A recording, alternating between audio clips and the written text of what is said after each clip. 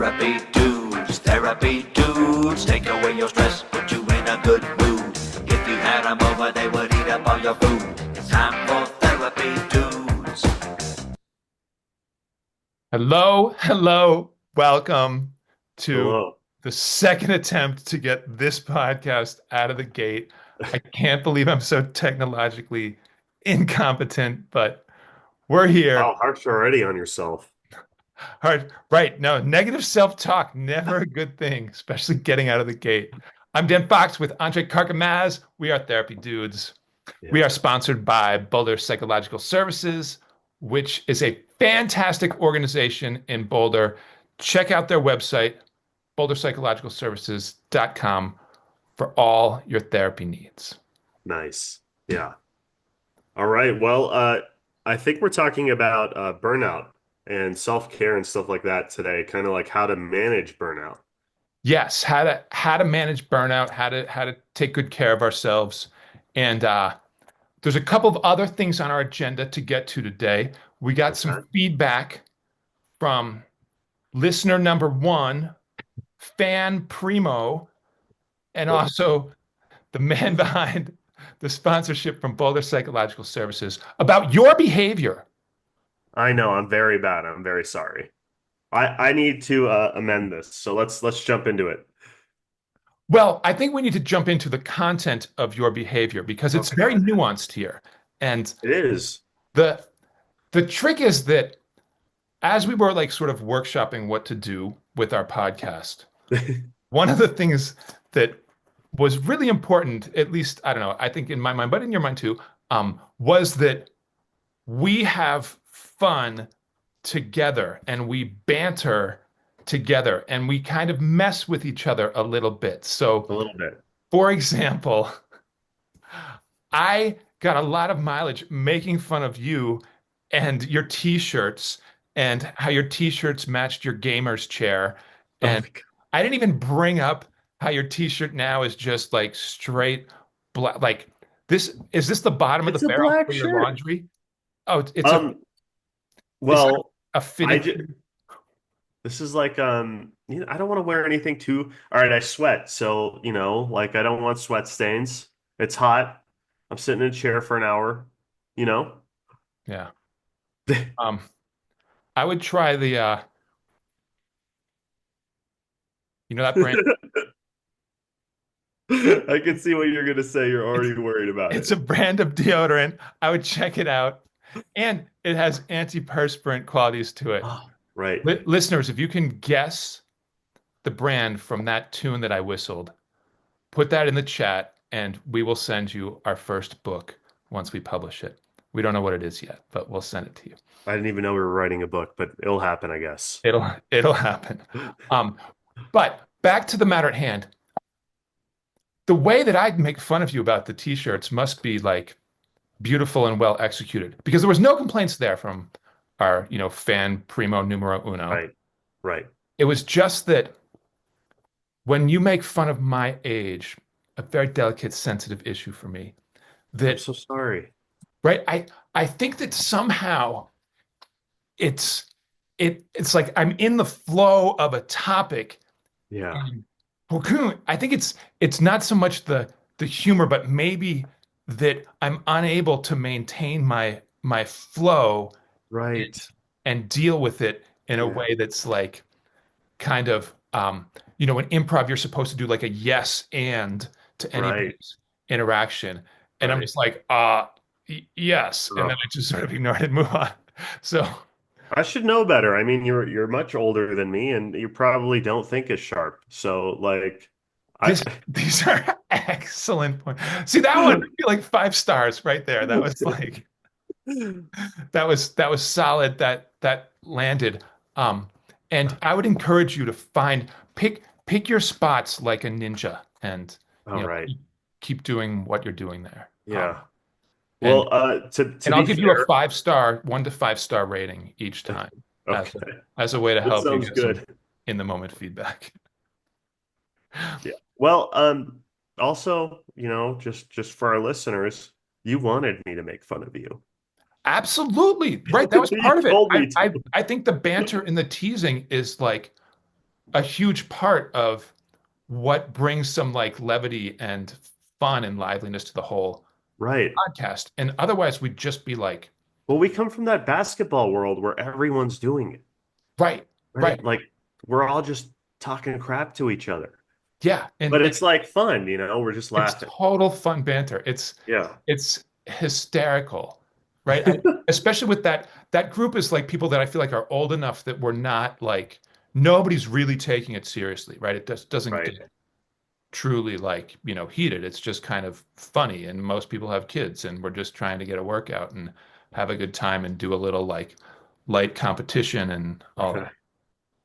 Right. Um, and to tie this back into our burnout and self-care Oh, yes, yes. conversation in our month of feeling good topics, basketball, hands down, one of the best ways for me to avoid burnout, right? Possibly like number one, just in terms of reliability, right? I go, I get a good workout, I hang out with some guys, we have a good time together, and it's it's immersive in a way that stops my mind's just kind of ongoing cycling and overthinking and sort of going to a worried habitual anxiety place. Right. And it's movement and it's play. Adults need to play.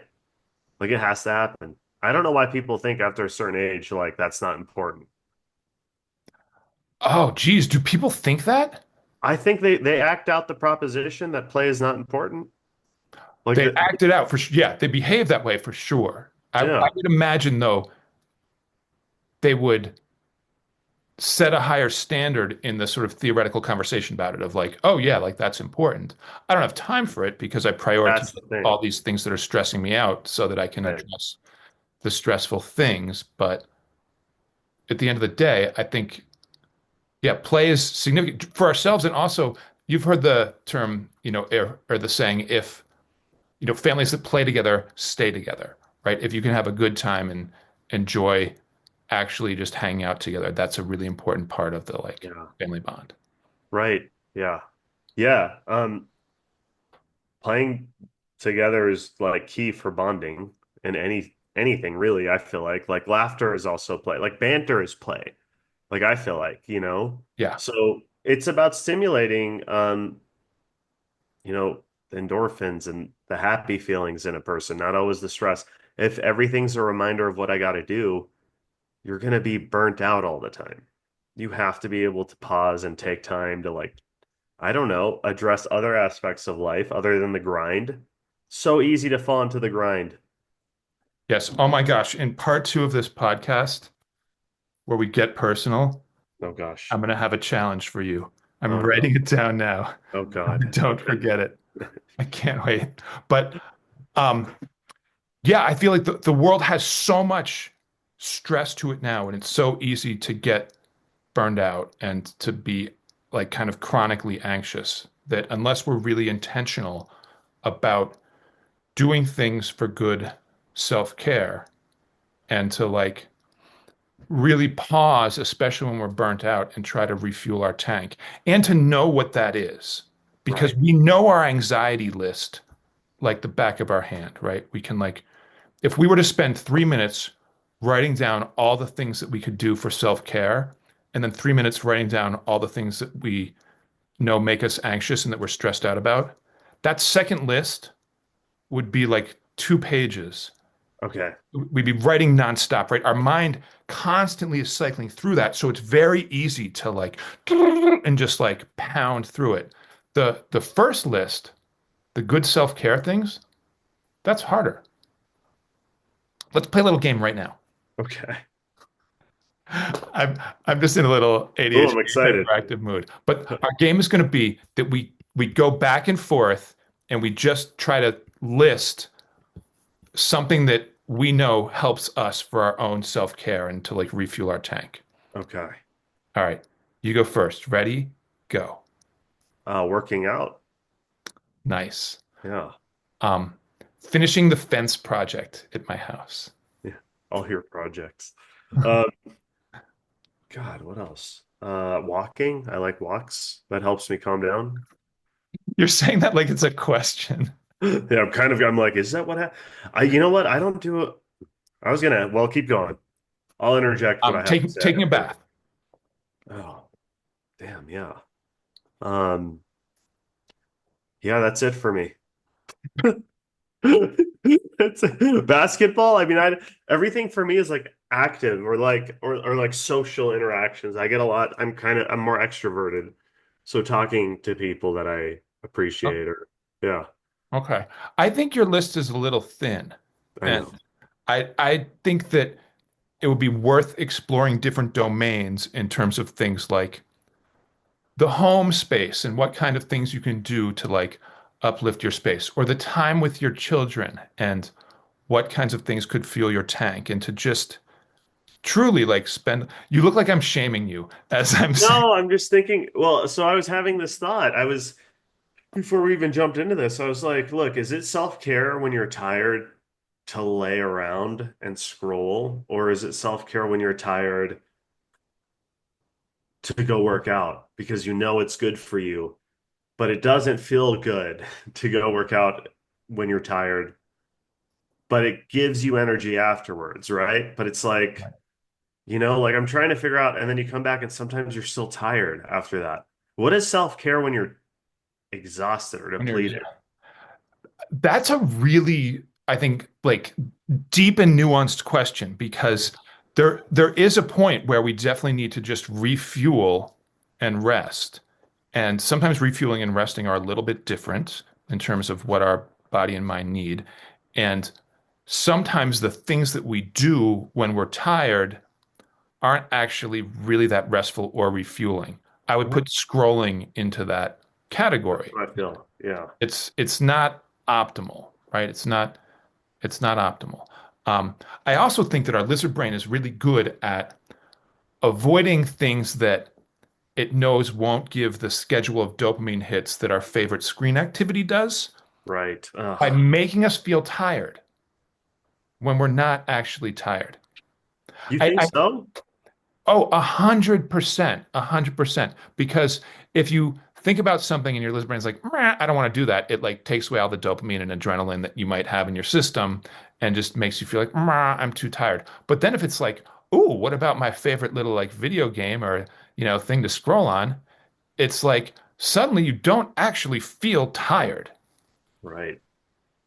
You might be lying down in your bed, but it's like not like, "Oh, you're tired, you're going to sleep." It's like, "Oh, I'm in my little nest. I can scroll and just, have a good steady little rhythm of dopamine hits." Right. I have I've been working on well, I have an ongoing stressor in my life, as you know. Like, and Yes. so my mind has been I think it's fair to say that, for viewers, there's like a stalker situation going on in my life, and it's been going on since August. Yeah.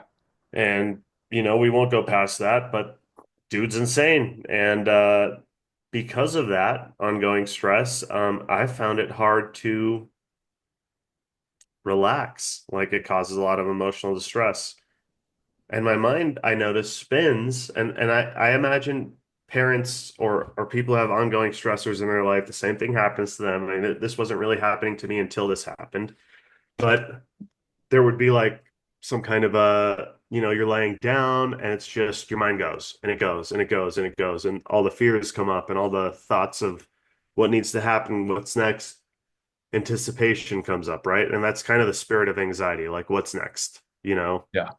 and the fear. So how do you do self-care around something like that, right? Well, you go to therapy. I'm doing that. You try to uh, be mindful of what's going on, stuff like that. Use tools in your toolbox to slow down, but you Right. can A still be hundred, a hundred drained, percent, I think using the CBT skills that we've talked about, including cognitive distortions, right? writing down the negative thoughts that keep coming up in a patterned way, Right.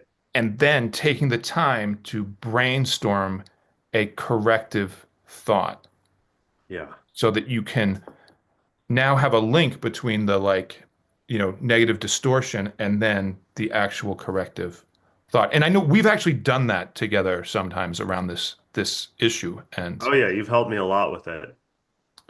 but not enough clearly because it's still on you. So I wanna continue to support that. And I would think that it's easier to access what's helpful when we think about helping a friend or helping a client that might be going through something Right. similar, Yeah. right? When it's our own thing, our brain activates that anxiety part and the worried part, and we just sort of cycle through negative, theories and worries about what might happen. Right. When it's somebody else, we have our like cognitive powers back. We have our good executive functioning skill. We have our like caring connective energy, and we're able to correct cognitive distortions that the other person is having and to offer them better, reframes and understanding about it and I know. true So support. helpful. Yeah.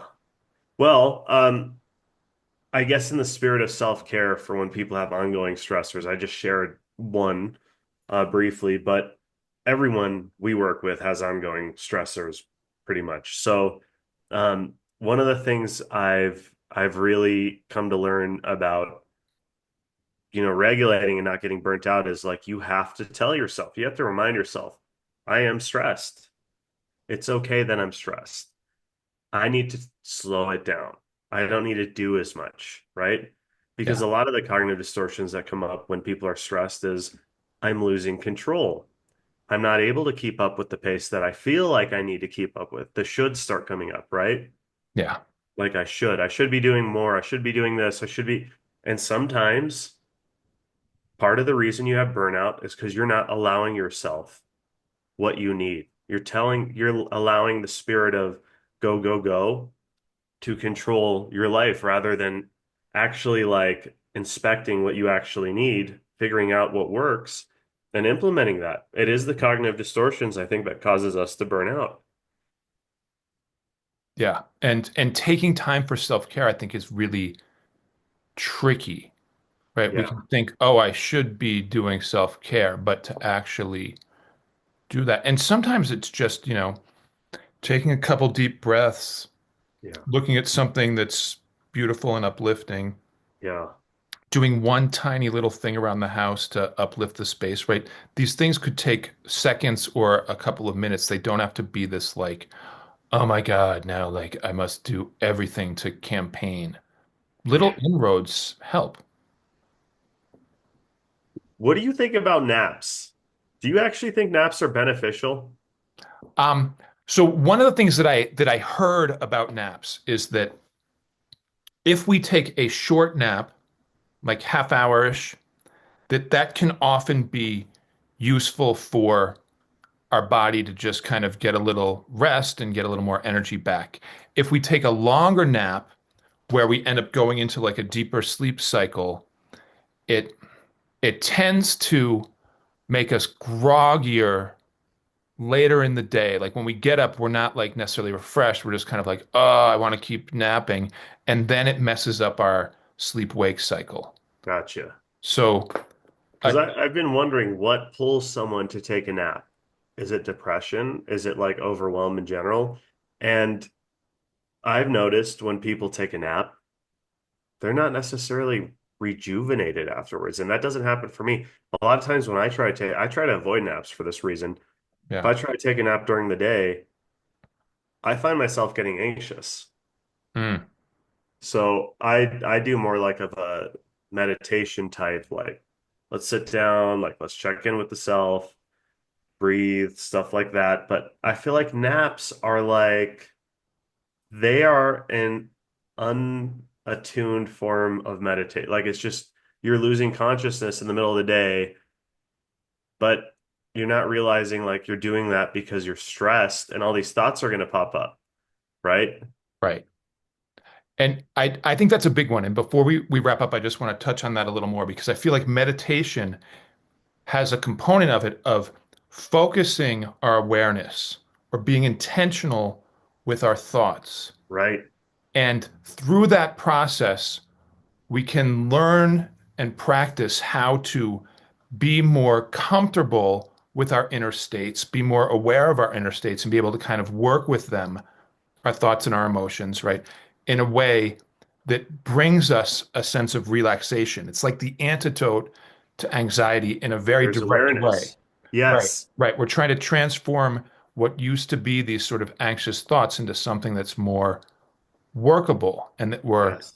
we're more relaxed and at peace with. And As having a meditation practice is a really important self-care strategy because absent that, we just try to escape our mind. yes. And that's what I feel about naps. A lot of people are taking a nap to escape a feeling. They might be tired, but it's actually more about this experience that they're having that they're not aware of, right? Yes. And so because I hear this with my clients, I'm sure you hear it all the time with your clients. That's when getting up in the morning or going back down for a nap or something like that. It's just this, unboundaried like experience of thoughts and feelings that just go in a circular pattern, right? So Yes. if that's you, then what would be more helpful is meditation, like relaxing, but being intentional, bringing awareness inward, Yeah. right? Right. Being familiar with some meditation practice, right? Having learned the, steps to it and doing it a handful of times so there's a little muscle memory is a really useful tool, right? That's Right. And it's it's not like cross-legged on the floor every time, in this kind of a pattern. And, it's not like that. Meditation really could just be breathing, laying in your bed, scanning your body, intentionally feeling through what's coming up, noticing the fear, noticing the cognitive distortions, and, titrating into that, out of that, and kind of like allowing yourself to see, like, this is okay. I'm okay. yes. All right. I know we got to wrap this one. Let's do it. Part two is coming. Thanks for listening, everybody. Like, subscribe, leave a comment. Just therapy, just therapy, time for therapy. Wow. Right in the middle of our outro. It didn't even start at the beginning. Oh, geez. Take That's take okay. two of the outro. Here we go. Therapy dudes, take away your stress, put you in a good mood. If you had them over, they would eat up all your food. Talk to you next time.